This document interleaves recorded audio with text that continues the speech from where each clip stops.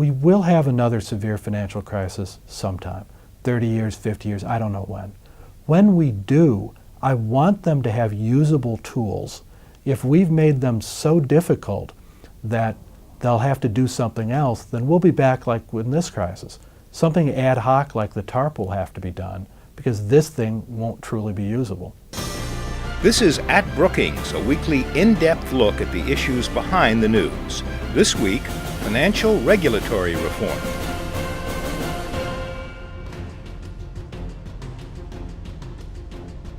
The Senate continues to bicker over the financial regulatory system and how to fix it.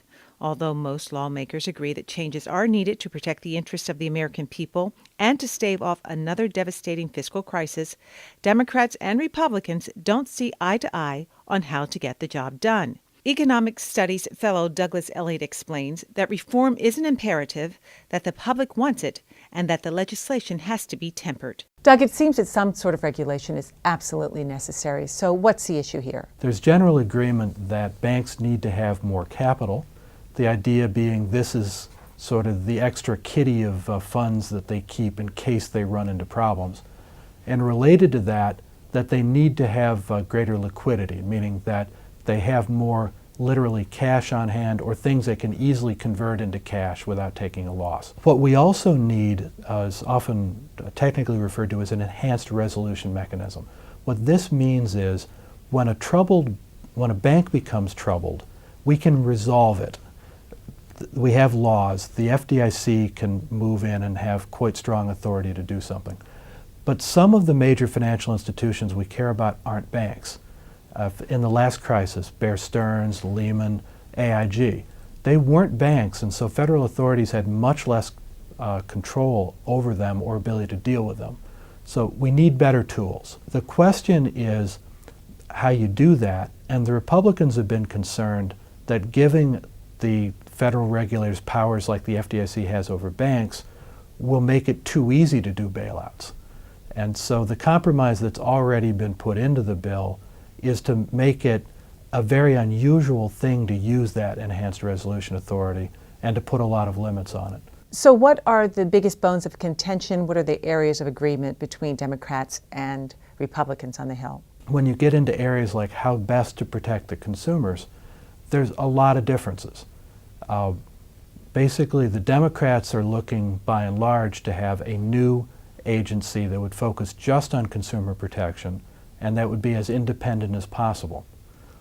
The Republicans are concerned that such an agency might focus solely on cutting down on risk. Doug, there's been so much talk about derivatives, which are regulated to some extent. What more has to be done about derivatives? The administration has proposed two things. One, just in general, in a variety of ways, that more information be made available about the derivatives. But more concretely, it's trying to move it to something more like the way stocks are traded, where you have a stock exchange for the most part, like the New York Stock Exchange, for example. So the idea is to have derivatives wherever possible trade on an exchange, which should reduce trading costs and make everything clearer to people. Doug, will this legislation impact on the concept of too big to fail? The legislation, which I do believe will pass, I think it's highly likely, it will address too big to fail, but it won't completely eliminate it. No sane analyst is happy with the idea that there's some financial institutions so big we'd have to rescue them if they got in trouble.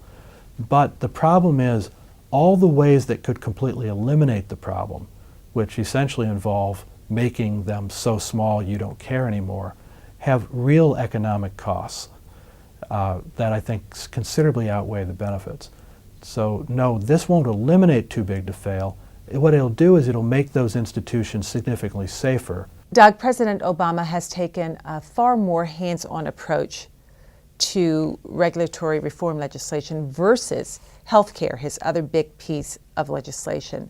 Good thing or bad thing? I think it's definitely good the president's involved, but even without that, the politics on this are very different than healthcare. The public very strongly wants something to be done. It's too technical an issue for them to know exactly what they want, but they want something sensible, comprehensive done. And they hate bankers.